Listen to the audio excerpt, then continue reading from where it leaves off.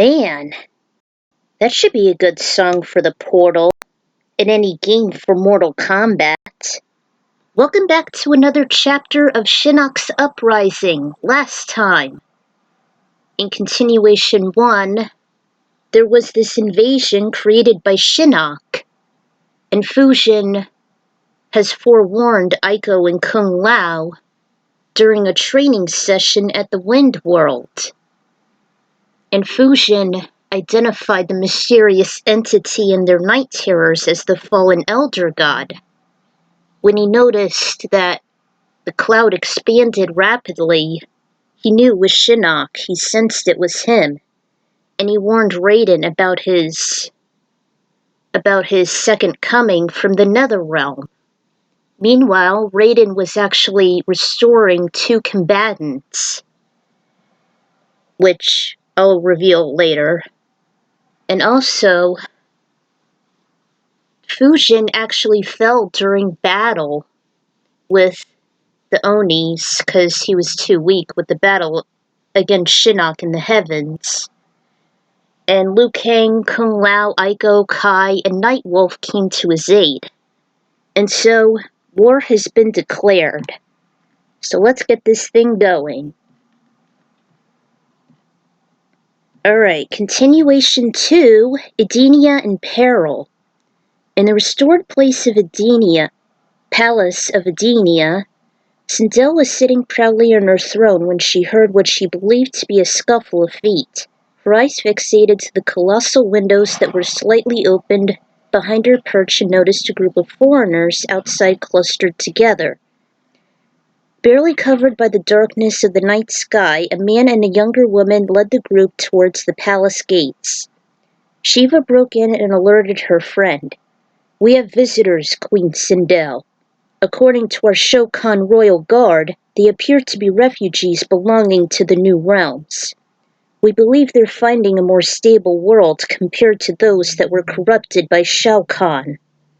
The new advisor nearly spat as she always loathed saying the former emperor's name of the power-hungry ruler that always believed her race was inferior since the fall of Goro. "Very well, Shiva. Bring the stragglers in." The eagle-like Edenia and Asgarth walked toward the tall arching double doors and bid them to enter, which you would see in the last episode of Defenders of the Realm.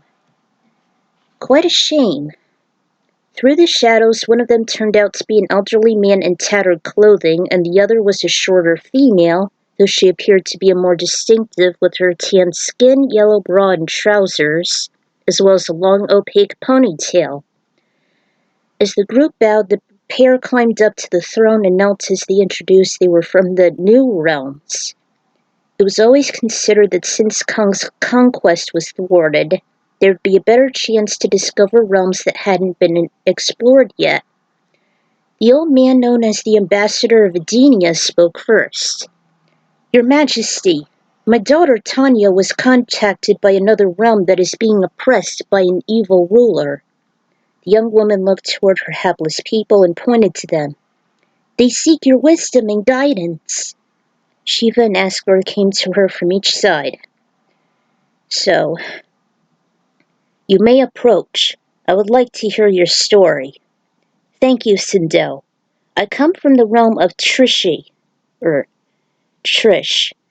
We were a peaceful realm known for our devotion to the arts. And 2 years ago, when Trish was invaded by the evil sorcerer Shilkad, he quickly conquered our people and forced us all into slavery." Every one of the royals began to mutter in strange tongues. Shiva specifically gave a stern look. That unusual name left a bad impression. "Shilkad? Conquering your people? Would you mind explaining yourself?" She folded her upper arms while her lower arms laid on her hips in disdain. Her hissy voice sounded intimidating as a few of the escapees backed up. Can you blame her? "I've never heard of Trish, nor the sorcerer Cod, although this name and motivation sounds oddly similar. If your realm is known for its fine artistry, why have we not heard of you?" Tanya's father spoke once more, much to the bashfulness always standing very close to his side. "We are a quiet people, your majesty, but I have brought you a gift made by our most talented artisan. It will give you your heart's desire once you gaze into it." The ambassador handed over Sindel a large opal as big as his palm. It shone with a dim light which nearly illuminated the gem as the queen held it. He stated it was an offering of peace. As she looked into it, followed by Asgarth, Sindel was awestruck of its beauty and soft light emitting from the gem. "It's so beautiful. I've never seen anything like it. I feel like I could stare at it forever." Shiva was taken aback by this rare, delicate jewel, though her instincts were still very high. She then looked at the ambassadors, who growled under his breath. "Just as I planned." 500 miles away to the south of Sindel's throne, Kitana was in the Shokan city Quaitan. She was at the center of a terrible quarrel between the Shokan and the Centaurs. One of the latter wasn't thrilled at the new rules, instating the Shokan and reclaim their land, while the Centaurs attempted to take it under Khan's former agreements. The Shokan and Centaurs had been in awful feudal conflicts for centuries, even before Shao Kahn became the usurper of Edenia, Outworld, and the former realms surrounding the growing territory. Kitana once figured the two warring races would reach an agreement, since Khan at times has employed both sides. However, upon the loss of Goro during the first tournament, the conquerors switched the goalposts and relied on the Tigerian subspecies, much to the Draconians' dismay, which you would see in Mortal Kombat 2.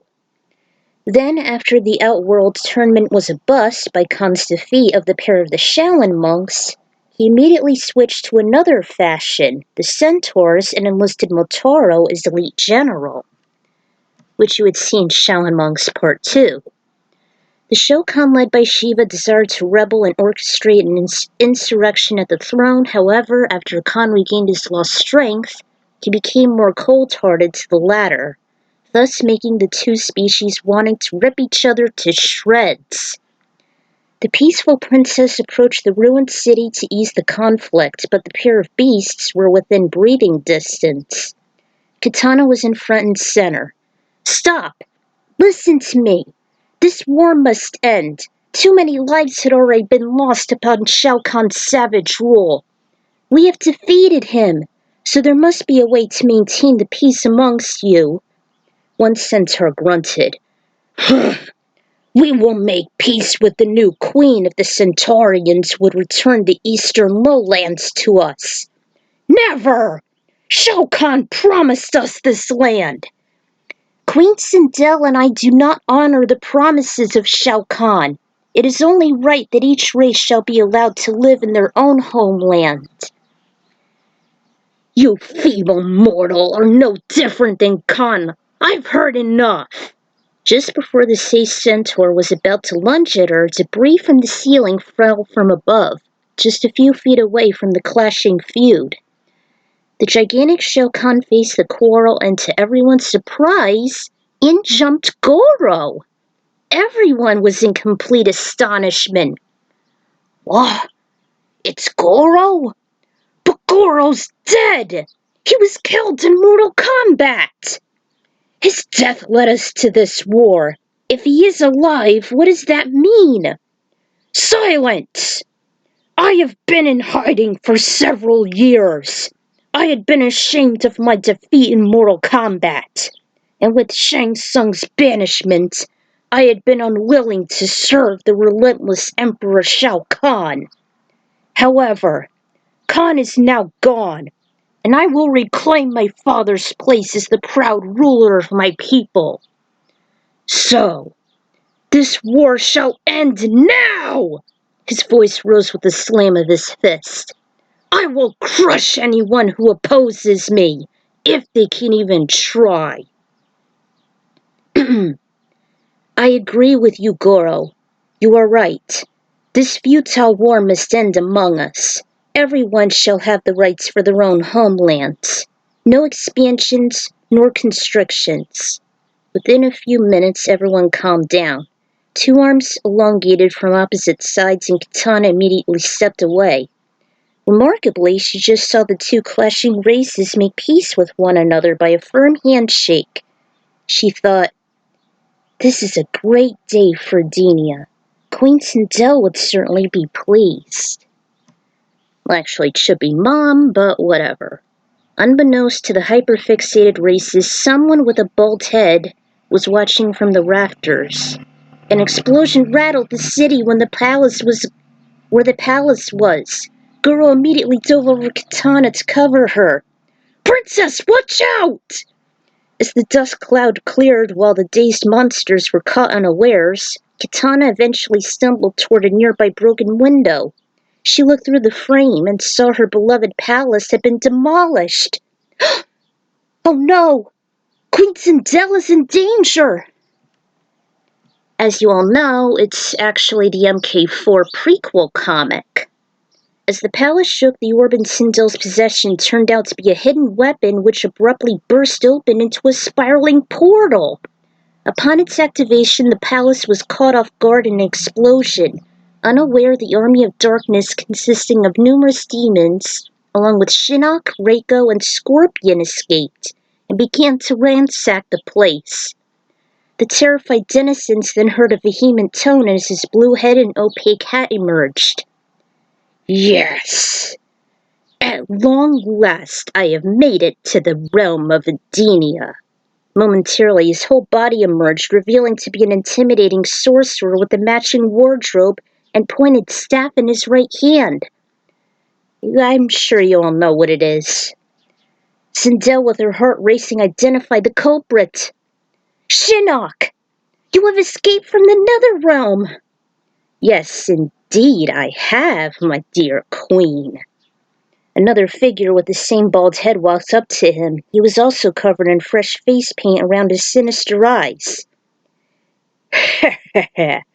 "Our plan has come to pass, thanks to little Tanya here." "What? What's going on?" Sindel was hapless. Shinnok revealed that one of his men acted as the elder, striking a deal with the Edenian's ambassador's daughter, Tanya, to allow safe passage from Outworld. The false new realm of Trish to Edenia, while Quan Chi mentioned that he was eavesdropping on Kitana's peace treaty in the Shokan city, and Goro confessing he'd been in hiding over the last few years recuperating by his two defeats. Which, as you all know, and yes, I'm referring to Johnny Cage. I'm not referring to Liu Kang. I refer to Johnny Cage because, the OG movie was just too iconic to miss. So, yeah. With Goro's presence, the peace talk became more smoothly with the centaurs, although Motoro never shown up due to his humiliating transformation a couple years earlier in Shaolin Monks Part 2. "Enough, Quan Chi! Edenia is just my passageway out of the nether realm. My goal has always been to reach into the heavens and confront the Elder Gods. And now I have my chance." Made an ironclad fist, clenching his long staff before he led the assault onto the hapless Edenians. In Shanghai, the top Special Forces agent General Sonya Blade was chasing down the last surviving member of the Black Dragons, a fugitive named Jarek. Yes, the Jarek. I don't blame you guys for hating him. Jack still works with the U.S. military agency. They eventually decided to call it quits, despite their CEO being convinced of the existence of other realms due to the ransacking around the world and the loss of Johnny Cage a couple years ago. Word got out of Jarek's whereabouts, and Sonya, while still vengeful over the deceased Kano, decided to finish the job. Duty calls. She was lucky the Outworld Investigation Agency coexisted with the Special Forces due to these tragic events. Jarek managed to kick Sonya on her fragile ribs while she was chasing after him. "Screw you, wretched woman! You may have nailed everyone else, but you will never catch me!" Ah, ha, ha, ha, ha, ha. Sonia just stood up and immediately received a message. Damn it, Jax! I almost cut Jarek! She winced at times, and the wristwatch reprogrammed thanks to Nightwolf, her close partner, breathed her in. Worry about your vendetta later, girlfriend. We got bigger fish to fry. The Outworld Investigation Agency monitored some interdimensional fluxes over southern China, and you're our closest agent. We just dispatched a chopper en route to pick you up. Roger that, Jax. Ugh. I hope it has a trauma kit in there. That bastard Jarek nearly got to me. There was a neon blue spotlight swept over the bay. She ran to it and gradually stepped into the cockpit with aching ribs. She sat down. Before she found the medical equipment, she heard a male voice amongst the shadows. What's up, Sonia? Long time no see. Johnny? I thought you were dead. What in God's name are you doing here? Kind of a shocker to see me alive, eh? I can explain on the way. Who authorized this dispatch? Jack said he can come along as long as he doesn't touch anything. That won't be a problem. Cage's mind then flashed back inside the Jinsei chamber. He suddenly woke up not inside a hospital like he was expecting, nor in some heavenly plane with clouds and angels. Far from it. He met up with Raiden inside a sky temple, breaking the news as he awakened the fallen elder god Shinnok, and he raised all hell onto the heavens and even Edenia. To the former celebrity, he vaguely remembered the name of the kingdom since his trek with Liu Kang through the outworld wastelands to save Sonia's butt from Shang. Again from the movie. The storm was looming closer outside the temple. Raiden made post-haste and urged Johnny to meet up with the chick, he said. So in a moment's notice, the Thunder God teleported Cage from the Jinsei to where she was. Cage was kind of impressed on handling a chopper, though. With a few swift moves, he managed to snatch one thanks to some close buds belonging to the agency. Although he was disappointed he never got the chance to meet a sexy lady clad in green in what seemed to be a ninja of sorts. Sonia didn't mind. Well, anyway, it's certainly glad to see you. Really? Wow, that certainly leaves a good impression. He was thrilled Cage's body was fully healed and his head didn't look like it was chopped off. How's your head? He made a few twists and it still stayed on. Not bad. I never thought I'd actually see my head on again. That Raiden did a spanking job. Where are we heading to anyway? To the Bargainhar Mountains. I've heard that's where the Temple of Light is nearby. Then let's head straight to it. Minutes later, the wooded area was also opaque under the starry sky, although the beautiful scenery was interrupted by that same surfing bird. Lu, Lao, Kai, Nightwolf, and Igo beheld the blinding light. Out popped the duo. The choppers soon left, and the two combatants gave them the scoop. Edenia is also in deep peril as well. Princess Kitana and Queen Sindel are involved in Shinnok's upbringings. This isn't good. Both the kingdoms and heaven are at his mercy. The Honorable Monk is right. In came Sub-Zero. Shinnok is definitely an evil incarnate. You know him as well? I think that my elder brother Bihan had some sort of an encounter with Shinnok. It may be what caused this entire calamity. He raised a fist. It is now up to us to put an end to all of this. Let's do it. Now we've just got to figure out how we should get to Edenia. I can help you there, Lou. There was Sonia. No one believed she of all people would have that kind of ingenuity, let alone the skeptical special forces. Aiko was thrilled. And be just as strict as all the US and Chinese militias. My team, known as the Outworld Investigation Agency, led by Jax.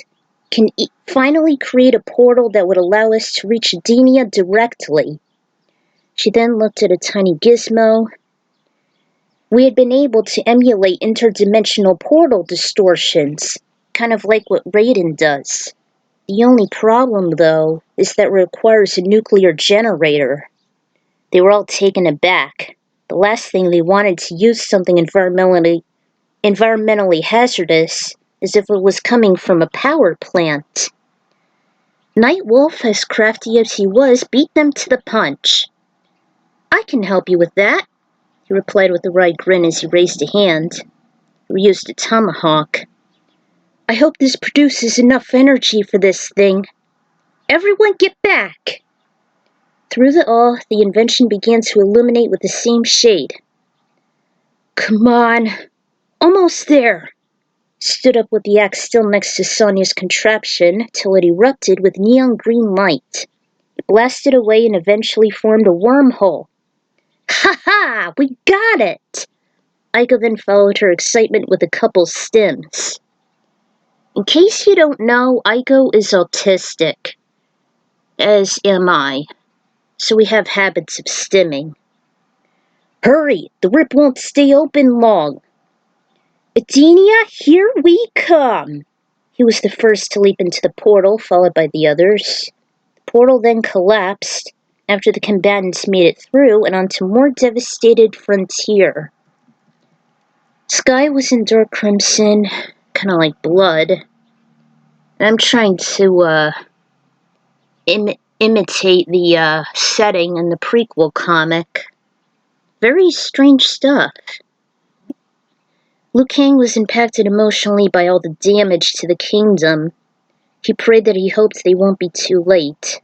Everyone became just as somber, till a voice boomed. Welcome, humans! Welcome to a Mortal Kombat you have never seen before!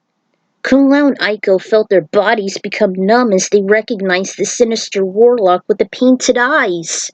One of the vague figures they saw in her dystopian future and in their nightmares. His Shaolin partner spat it out as he broke through. We accept your challenge, sorcerer! All of us! We shall never let you rule all of Edenia! Where's Kitana and the others? To him, Lao, Aiko, Nightwolf, and Sub-Zero, he looked oddly familiar. They are with me inside the royal palace. My generals and our hellish armies would revel to have a taste of your flesh. Enter it, if you mortals even dare. Everyone made a battle stance as they watched the tormentor fade into oblivion with his peal of laughter. Johnny just remained behind the team, muttering, This is not good. And there are the songs for that. I'm not sure how I should, imitate Quan Chi. Like, should I use Defenders of the Realm's voice actor or Mythology Sub-Zero? Because it's kind of similar to the other games. But I don't know. You may have noticed that some of the info and dialogue was inspired by the limited edition comic, The Prelude of Mortal Kombat 4. I managed to find a YouTube video. Thank you, MK Temple! I can't recommend him enough. He was a lifesaver. Liu was supposed to be an orphan, but his grandfather, Sub-Zero, was supposed to seek out the Temple of the Elements, but he was stationed at Lin Kuei headquarters as he spotted the meteor. Contrary to the comics, Sonya and Jax are still part of the Special Forces, as the Baby Marine stated, since the CEO believed in other realms, because the invasion, yet still decided to forge the Outworld Investigation Agency so they wouldn't work with the military directly. Sub-Zero was implied to be the main protagonist to stop a threat his brother caused involving Shinnok, with Mythology Sub-Zero. As with Liu, since he not only once saved Kitana, but things are different this time around. I don't mean to confuse the audience, this is just a different interpretation. I recommend the Fourth Snake and MK Temple. So far, only Liu, Lao, Aiko, Nightwolf, and Sub-Zero had some vague vague familiarities with the site of Quan Chi. More will be explained later. Until then, this is the Ikran Writer signing out. So, stay tuned.